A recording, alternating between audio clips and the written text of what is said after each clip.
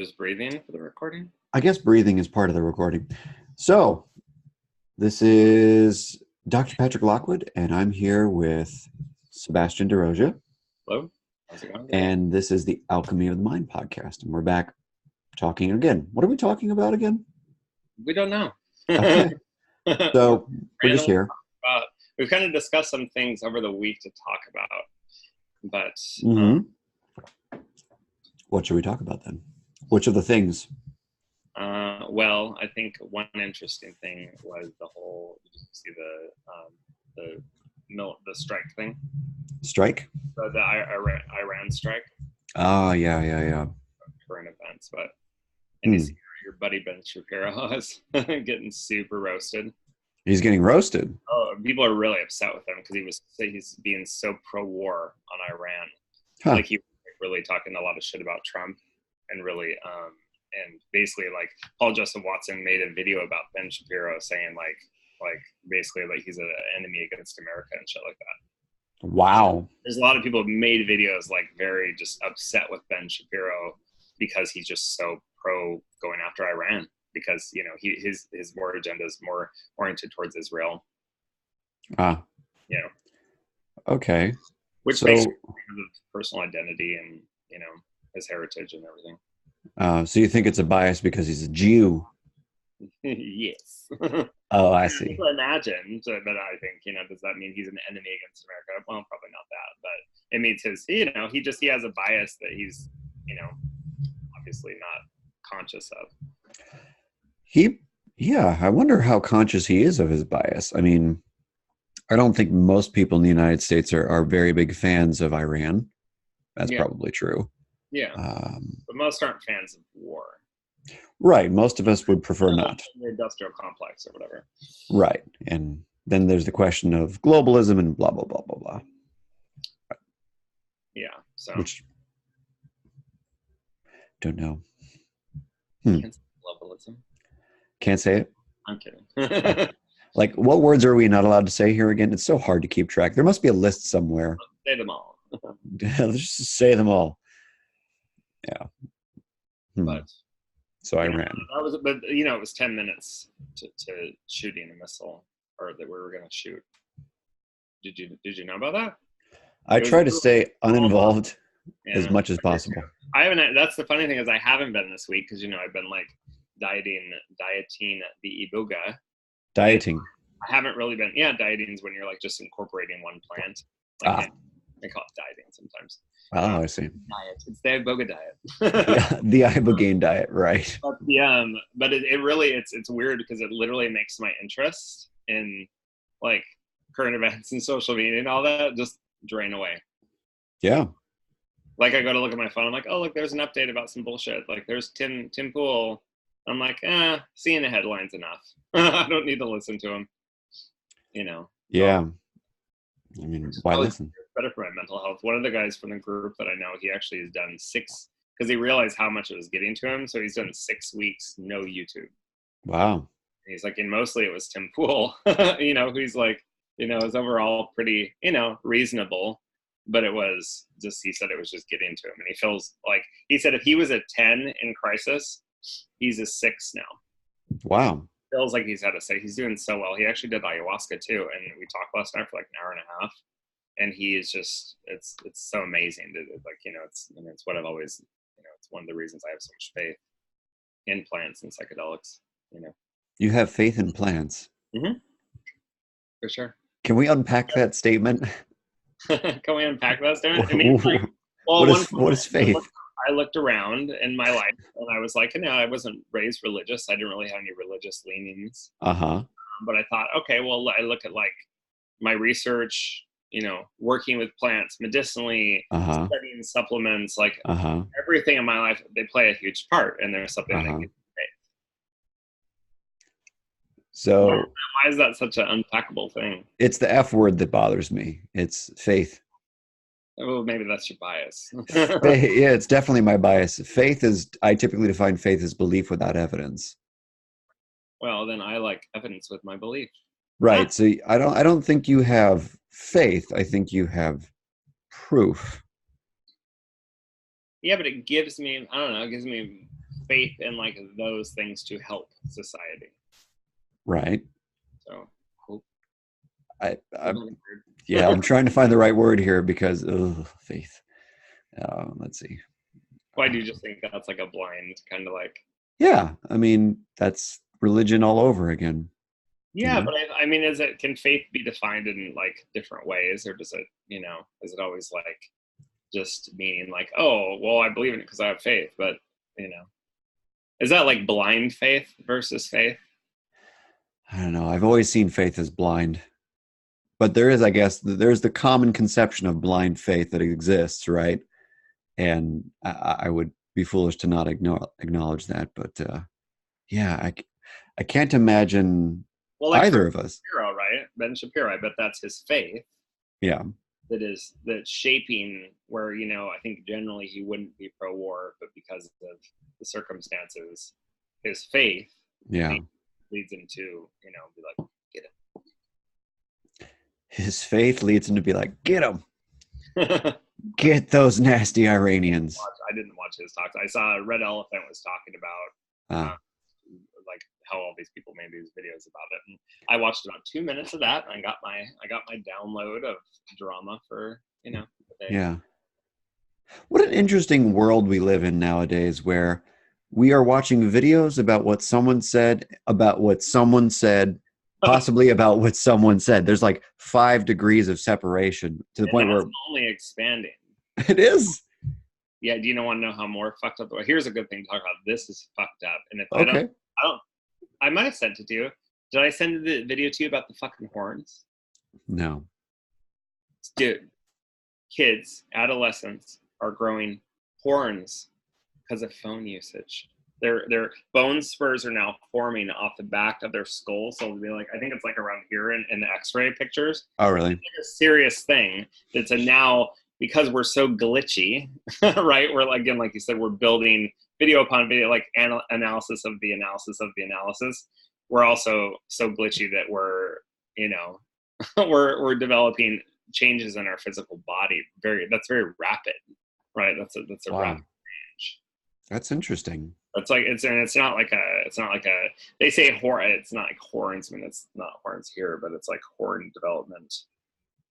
So it's because of how they're holding their head down, and it's causing the stuff to shift here, and so the bone it's causing bone growth. Okay, so a good reminder to us all for better posture, and to not be on our phones. Yes, put the fucking phone down. Yes, put the phone down, because it's also get me started on 5G. Oh Lord! Did you see Merkel? No. Oh, Merkel had a whole thing. They were running something. This is something I saw like a week ago, and she had like Parkinson's, like big time Parkinson's tremors. Of course, she's dehydrated, is what the media said. Because the media wants to protect all its elites. But she was like, everyone of course is talking about this video went viral of her, like she's standing next to some other politician and at this like honoring event or whatever, and she just starts like someone's like, oh, her clone is like having a like a reaction or something. But it's Parkinson's. It was like Parkinson's shaking. I mean, it definitely, like, obviously it's not a diagnosis, but it sure looked like Parkinson's, So she was having tremors and people thought that something was going on. No, she tried to hold it together and deny it, but then it got really intense, and then she finally just walked off stage. Right on. But the media just said, it's just dehydration, just like when Hillary Clinton fell on her face. Really nice moment. Well, how old is Angela Merkel again? Is she in her 60s? I think 60s, yeah. Well, that's good onset for Parkinson's typically. But back to it is. I was thinking about that too. How now we have where like we're watching videos and literally this like it is like this constant feedback. Yeah. I think our brains have to adapt and change. Yeah. And sometimes when I watch like older stuff that I liked in my youth, it just seems so like simple in a way, which is a kind of appeal in some ways. But then it's also funny because I'm like, wow, this just seems so different. So it's interesting how much, perception can shift. Yeah. Well, I think that when we're younger, we like simpler things. I think generally speaking, even if you were to ask older people, they would appreciate simpler things. I think there's a problem with overloading our brains with too much information, too many appliances, etc. Mm-hmm. Oh yeah. Well, now it's like each that's just going to get exponentially, more saturated with the Internet of Things, which we're in the middle of already. It's like people talk about like the coming Internet of Things, but we're definitely, we're getting there. I mean, lots of stuff is interconnected. True. The new Chucky movie has the AI. Alexa Gone Wild. It's going to be like where the AI. You remember Chucky? The Chucky movies? The horror movies. Yeah, with the doll. Well, now it's the AI in the house is going to be trying to kill people. So his spirit gets reincarnated into the house. Mm-hmm. Into the artificial intelligence, like the Alexa that runs the house, the smart home. It becomes a killer home. But so this change though in how a movie, like it's weird how everything is like, I don't know where it goes. I mean, at some point there's got to be a peak, right? I feel like we're in it. Right. And I think, what is it? I think it was Steven Pinker who said that something like, was it data science? Is that a peak? Or is it AI infused? I don't remember. He made some point, I think, about data science being at its peak, and we've gotten all we can get out of machine learning. Something like that. Has anyone ever talked in the science about that there'll be a revival back? Because I feel like we're at the time where people are starting to get overloaded so much. There'll be like going with a dumb phone, putting, really like going, oh, I'm not going to be this like online all the time, like people running businesses, because people used to run businesses not like that. Yeah. And they do that now. If the mainstream navigates in that way, can there be this like kind of fallback to simpler communications? I think so, but has anyone ever predicted that would happen? Because I feel like as we get into that static kind of point where we're just constantly overloaded, that people maybe go no more. Maybe psychedelics play a role in that. I would think psychedelics play a role in that. Who's the guy who wrote the book, The Singularity? The Singularity. That's not. It's a math book, I think, or no, The Singularity. Let me look it up. The Singularity. Or do you have two screens? Singularity is near. Okay. Singularity. Kurzweil. Ray Kurzweil. Okay. Yeah, and he talked about that, how there will be at some point some kind of, peak where we either give up on our technological advances and or we just start crossing the line into mixture of man-machine. Well, that's but I meant more, maybe not like we give up on it, but more like it maybe switches to like, there's so many benefits to technology, I think, that are like applications that are really helpful. But there's also a lot of stuff right now like 5G and these things that are actually really harmful. Right? I mean, there's so many scientists and researchers signing on about the dangers of 5G. We know it's really dangerous, but they're rolling this out anyways, right? So then is there a point where we suddenly, I don't know, I feel like it's just going to be more polarization and more tribalism, the people against it and the people for it. Because you need your phone to be faster. I'm like, what needs faster? I don't wait for anything. Right. I don't think we need anything to be faster. 2 days for Amazon. Yeah, it's terrible. It's so, yeah, no. I have to wait 15 days. I know. I mean, I think I made that point in my book somewhere where it's like, we used to wait weeks for mail and even longer if it's international mail once upon a time. Now we can talk with people anywhere in the world in the matter of a second, which is absolutely insane. Does it really need to be faster? I know. Really? Well, I mean, what does that shift to us, especially for younger people who've grown up completely in that? Like when it comes to that on-demand culture. Yeah. I don't know. I think that really like that makes people, I think, way less patient. Yeah. They expect it now immediately. Yeah. And I think that probably has a detrimental ramification to it, don't you think? Oh, I would assume so. I think one of the problems that we've been facing for a long time is the idea that we believe we can keep up with speed but we can't.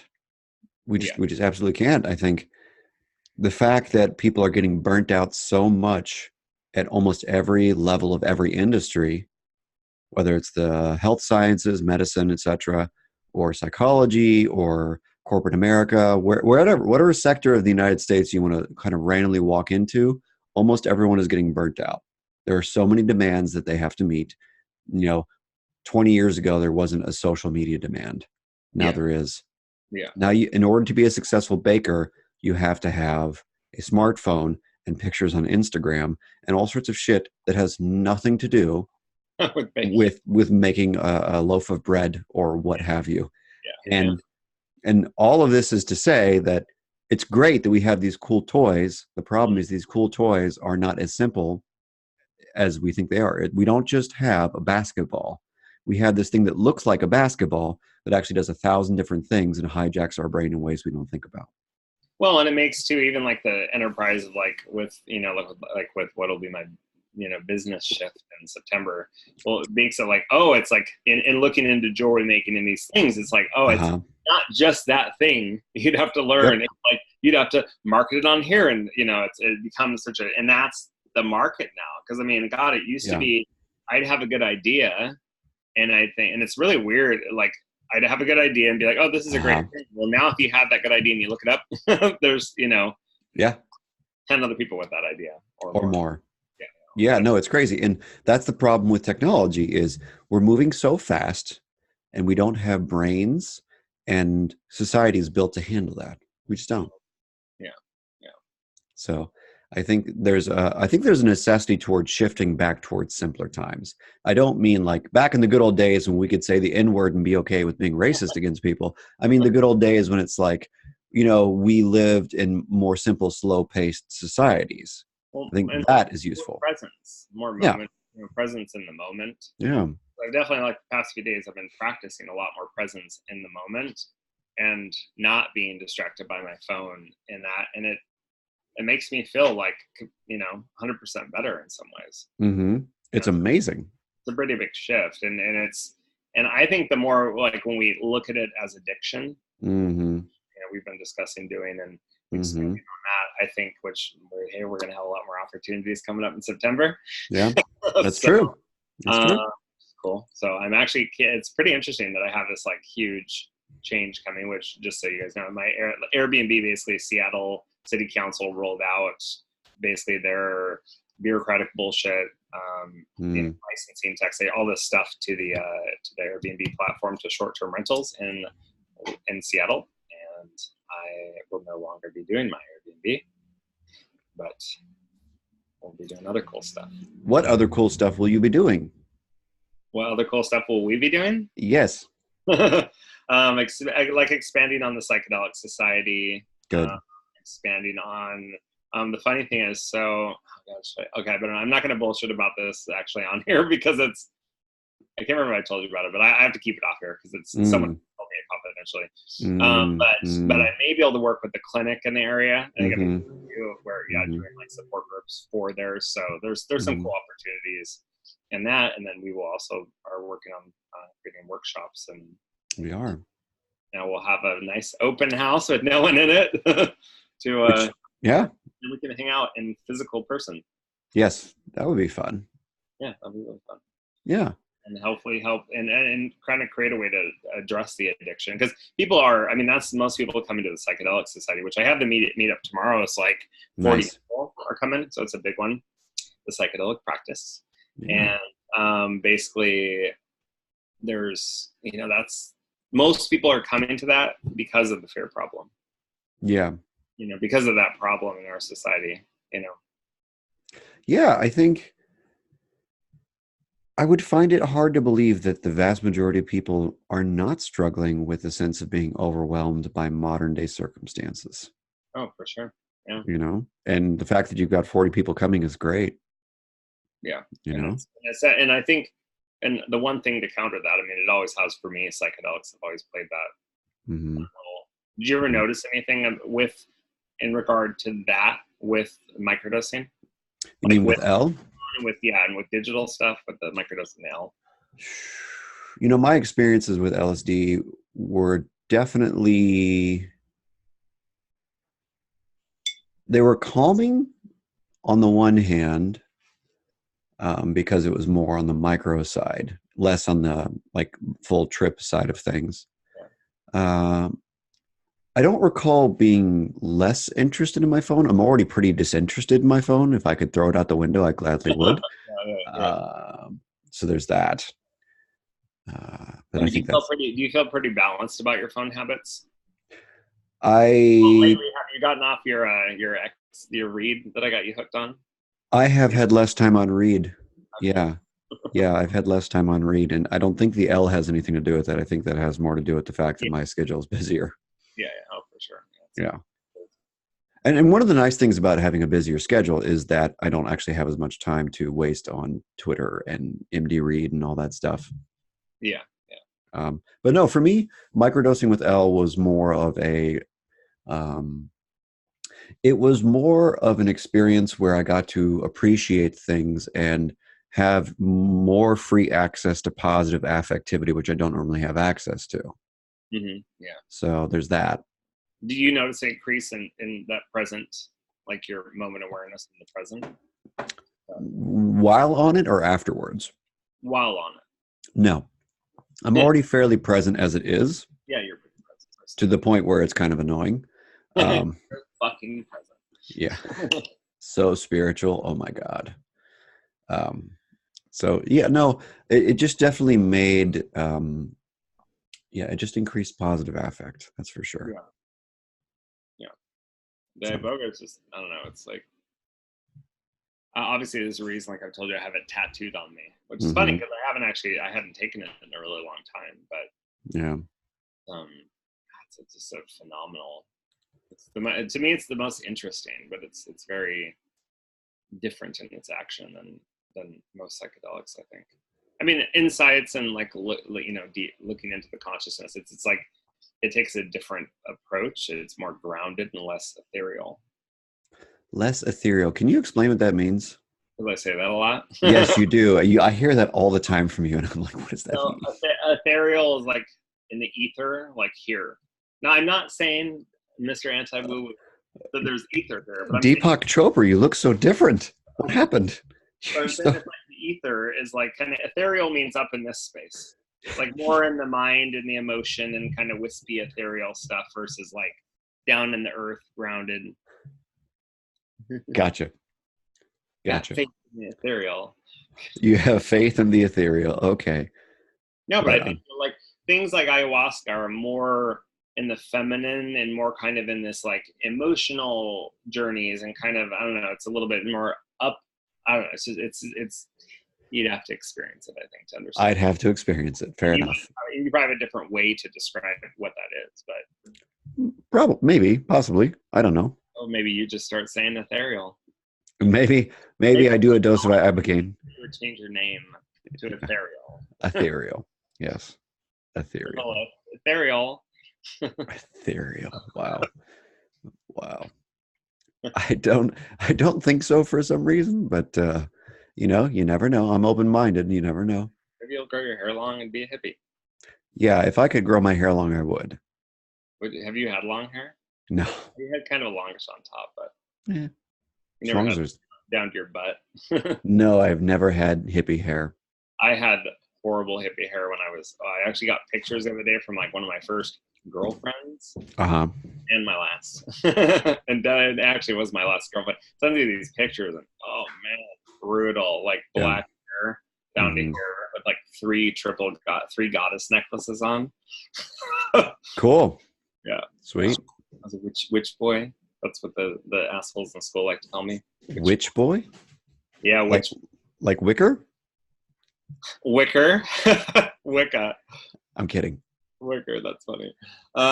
Yeah, I mean back then, it was kind of before it got so fucking cheesy. Even back then it was cheesy, but it was like I like the old gods and the old ideas, but it was all like brand new, so it was always didn't really resonate. But at the time I thought it was, it was the edgy thing. And I think because I've been so rejected by the mainstream and all those people, it was my, fucking like, because I like walk around school carrying my like the complete book of witchcraft with a big tentacle on the front of it. And kids would say that I like, cursed them to not get an erection. And I mean, that's what they said. I didn't say that shit. It was like my defense thing. I was like, okay, well, they're going to bully me. Because they bullied me from, when I started school to when I left. And so it was finally, I think at that point, I was like, well, if they're going to bully me, I might as well at least make them a little bit nervous about it, Right on. I think that was like the background of the thinking, But I was just always interested in, in things I didn't know, Oh, did you ever read the Necronomicon? It was so stupid, but yeah, I mean, I looked at it. It was stupid? Yeah, it's stupid. That's like, Necronomicon was just some shit someone just made up. Well, yeah, that's all great story. All great, like, fantasy, Satanist, biblical, everything is just made up shit that's totally fascinating. Yeah, oh yeah, no, and I think it's interesting. But like back then, of course, I was like, you're like, oh, this mysterious book. Oh. It could unlock the powers of, darkness. bringing back the dead. Yeah, right. But that was like high magic stuff was just like insanely. I think it makes people crazy because it's so insanely detailed rituals. Like, yeah, it's just meant to make people, or to want to do those takes people being a little bit. No offense, any like high magicians or anything out there? Are there high? I mean, did you just offend? Was that a hate crime? Did you just offend high magicians? Is that what happened? Current state of the world. For shame. For shame. For shame. There are 50 people in the country that you just offended. Yeah, there might be more. They're in secret though. 55. There could be more. Aren't they like related to Freemasons or something? Who knows? Yeah. Oh, Lord. Anything else you have anything else I have on my mind? I don't know. It's just usual Saturday stuff. Saturday. That's it? You don't got no crazy things? Thought? I don't know. Let's see. What have I? Huh? We're a little low on the, subject matter today. Well, there's lots of things to talk about. You said there's the Iran thing, which I don't know anything about. And that's my debate is like talking about like, current events, or is it more interesting to talk about deeper shit? And I guess how the two intertwine is kind of what we're doing. But right, I think that's what we're trying to do. Yeah, we're trying to bridge the gap. Yeah. Because there's got to be something deeper, I'm sure. I'm sure we could actually make show notes, probably, right? And then we'd. There's that. Well, hey, I'm gonna have more time soon, so. Well, there's that too. I mean, what else did we talk about this week? It's been a busy week. Oh, it was a big discussion on reparations this week. But oh yeah, Coleman Hughes. That was a really good talk by Coleman Hughes. Yeah. That one, but that's definitely that's a contentious one. And what's fascinating is I forget who it was, but I saw on Twitter somewhere someone made the tweet as soon as he gave that talk to the Senate, something about like, just for today only, it's okay to call him a coon. And I was like, really? Is that an appropriate response to someone who gave their opinion about the necessity of reparations? Like, how does that calculate in someone's mind? It's okay to use a slur because you're angry at someone? It opposes their narrative. Yeah, that's how they are, though. They're babies. That's insane. They're babies. They're just, that really is this. It's like, it's been fostered for so long, where basically it's a bunch of adults throwing tantrums. That's true. And that's the thing. And I actually had to get, when I had that discussion last night, we were talking about people like that. And I'm sharing with my buddy, because he goes to like AA meetings and has been exposed to these really severe social justice lawyers, And then I was kind of explaining to you is like actually seeing these people as sick. Yeah. And then finding almost like and we were talking about this together about having like more of a compassionate approach, rather than a frustrated, like you're destroying the world approach. Because then that's that fear. It's we were talking about how like that fear, or like outrage attracts outrage.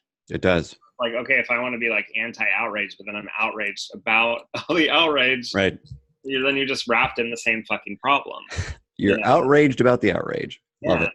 Well, and that's the thing. And then if they're afraid and there's this fear they're expressing, and then that fear makes you go, oh my God, society's fucked. This is so brainwashed. Yeah. They think for themselves.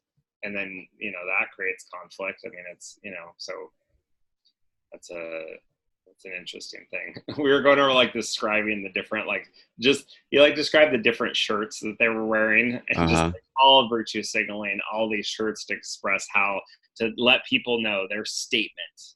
Get out of my uterus, and whatever.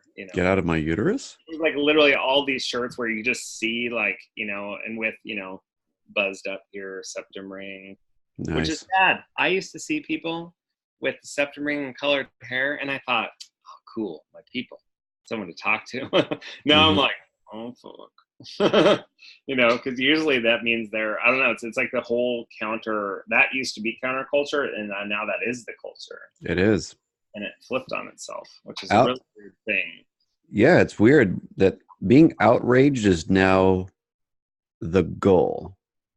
Yeah, well, and it's because it's a fucking, again, with our market. The money making, tool for making money. Yeah. All the people I watch on YouTube they're making money off outrage too.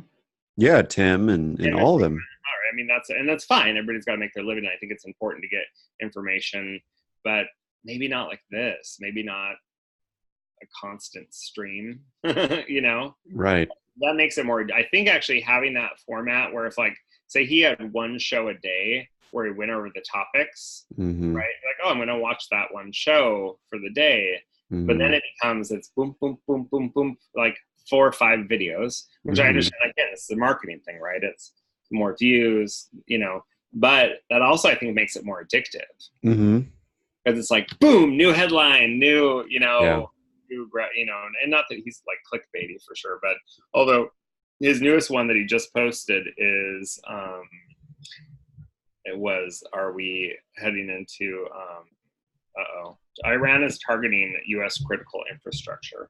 Are we heading into World War III? That was just 2 hours ago. Sweet. That sounds super positive. Seems that's escalating. That's always good. But I don't know. Maybe I don't really want to. I just can't picture right now war on top of how things are. I can. Like, what? I can. You're sadistic. I am. No, and I can picture it, but I think it'll just like topple. I think people can. It's hard to think people can handle like the layer of war, especially people who haven't lived through war. True. There's a lot of people who haven't. Yeah, and who think that, oh, it's so horrible because, this is what I'm outraged about. They're like this shit that's not important while they use all these tools and things that their American privilege gives them. Right? And then, boom, war happens, and then a lot of things shift. That's true. Sometimes. I don't know. Did a lot shift, do you think, during the Iraq war? In terms of the country? Yeah, like the economy in the country. The economy did, and did it slump a lot? Well, I don't know. There was about 6 months of solidarity after 9/11 happened, from what I can recall, and then after those 6 months, it was pretty much back to business as usual and snapping at each other and whatnot. I just didn't watch anything. This is back before I ever had any interest. Yeah. In politics. I didn't have any interest in politics growing up. I just knew it was all a bunch of bullshit. It is. But then I still thought, being gay, I thought there's there's the good side, and then there's the bad side, and didn't put much deep thought into that until, of course, the last few years. Now it's all bad. Yeah. Yeah, now it's all fucked. Yep. It's all fucked. It's been probably the best thing that could ever, it's been I used to always say, oh, I know so many people. I'm so overloaded with socialness. And well, I simplified and cultivated richer relationships with people that are Russian. Oh, that's good. Seems like a wise choice. Thinking individuals. Yeah. Thinking individuals. By the way, I think we need to trademark American privilege. American privilege? Yeah. I think it's a great concept you came up with. Okay. Yes. Do you want to expand on it? We could expand on it. What exactly is American privilege? So it has to do with growing up in our particular kind of democratic republic, our economy, and our value system. Mm-hmm. And also a country where we have, you know, I mean, we're probably one of the most marketed to, saturated, you know, with like, you know, pharma, you know, drug advertising, and just so much stuff. Yeah. And pills for everything. And I just which I feel like most of the places don't have this, like, you know, this hyper saturated market, which is like, again, a double-edged sword. There's so many, there's pluses, but there's also a lot of negatives. But I think because people get, when you're given so much, such an abundant society, it creates entitlement, you know, which I think ties in with privilege. Yeah, absolutely. I think the fact that we've had it so good for so long is going to create some entitlement for sure. American privilege. Absolutely. I'm trying to think of other ways to expand on that, but well, freedom of speech would be probably the biggest privilege that we have. We're pretty much the only country so far that you can still get away with saying pretty much anything at any time, and the vast majority of people won't care unless you're famous. Yeah, for sure. At which point, then everything you say is stupid. Yeah, which is kind of a interesting state of affairs. It is. It's fascinating that you and I have conversations like this, you know, on camera and off camera, and some of the thoughts that we have are perfectly reasonable and or even valuable, I would say, because they might be able to influence people to change the way they see the world and might kind of better society. However, because neither of us are famous, who cares? You know? I mean, do the George Carlin thing. No. What's that? Oh, it wasn't it George Carlin who did I was joking more about like who did the words you can't say, like did them all. I think he did that. I think that needs to happen again though. Oh, were people push back on that? Yeah, I think someone seriously needs to get on YouTube and just say the N word and the K word and all of them in just the calmest tone of voice possible without any intonation or anything, and just say, these are words we're not supposed to say. And I'll say them calmly, and then tell me why something bad's going on there, right? That would be so good.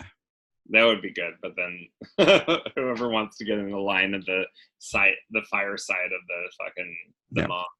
The mob. The mobs, you said the wrong word. You said the wrong words. Yeah, but again, it takes that, like, you know, I think it takes the focus. Like, it's funny because I was trying to post some stuff to get kicked off Facebook, but nobody, all the people I know don't look at my wall anymore because I spoke outside the narrative so much during the 2016 when I was like, what's happened? What's happening to people? Like, as the cult indoctrination spread far and wide. Yeah, I mean, that's a good question. What has happened, honestly? I don't know. I mean, I think of it akin to a cult. It's kind of like a cult. I think we have just different factions, warring factions, cults, etc. It's just weird. I've just never been a person that, like, I just don't grab to any identity. You know, I guess I had points in my life where I kind of grabbed to the gay identity, but I don't think like, oh, I'm a libertarian, so I need to, like, you know, yes, I have much libertarian leanings, but I need to identify and go to groups and stand. No, I feel like until we start to realize that we what's the word I'm thinking? Strategically pull from all different areas and create a patchwork of something new that works. You know, but I don't know if that can happen because we're deeply, you know, human beings are what's fallible, right? Fallible. We have biases, or no, we're fallible. We have the shadow. We have our side of ourselves that we can't have you know, perfect. Yeah. Whenever anyone strives, just like with socialism, to try to create, you know, this utopian idea, it always backfires, just like you always see with cults, you know? Yeah, no, absolutely. And I think it's impossible for us to really consistently and above 50% get along. I think that we can approach 50% of the time get along, but I don't think it'll be more frequent than that. Well, I think one thing is not all cultures are created, like cultures are all different. They're not all created equal. And that's that thing when people think, oh, it's like, well, no, there's cultures that do horrendous things that don't, don't align with what I think is healthy or helpful for humans. But I think that's that. And again, that's a utopian idea that, oh, we're all, everyone's just the same. But I think there's some naivete in the idea that we're all the same. I also think there's some naivete in the idea that we have to destroy those cultures that we don't like, in the sense that, like a lot of people are very afraid of many of the Islamic cultures that exist, of the different sects of Islam. And one of the things that I find problematic with wanting to eradicate that is the idea that there must be something useful about it being here. There must be, like, if you're just to have a bunch of religious wars and you put all the different religions against each other, there must be some kind of necessity for all those ideas to exist. Yeah, I think that's the human, we're all so, and then I'm like, we're all unique, but we're all special. Yeah. But there's that thing where, and that's actually one reason I brought up too about going to Pakistan. Actually was thinking about how interesting it would actually be, because I do have some bias, and not the usual, like, fucking American, Islam, like not an over, like not a bias, like a fear bias, but I've researched it a lot, so I understand some things about Islam. Yeah. But I thought, oh, what an interesting way it would be to go experience the culture. Because there's just like because we're marketed the negative aspects of the culture. Absolutely. And to the people that live in that culture, and that's their lives, I mean, there's a lot of it probably that's rich and nourishing and family focused, and, whatever that helps them, lead a meaningful life for whatever is meaningful for them. Sure. Yeah.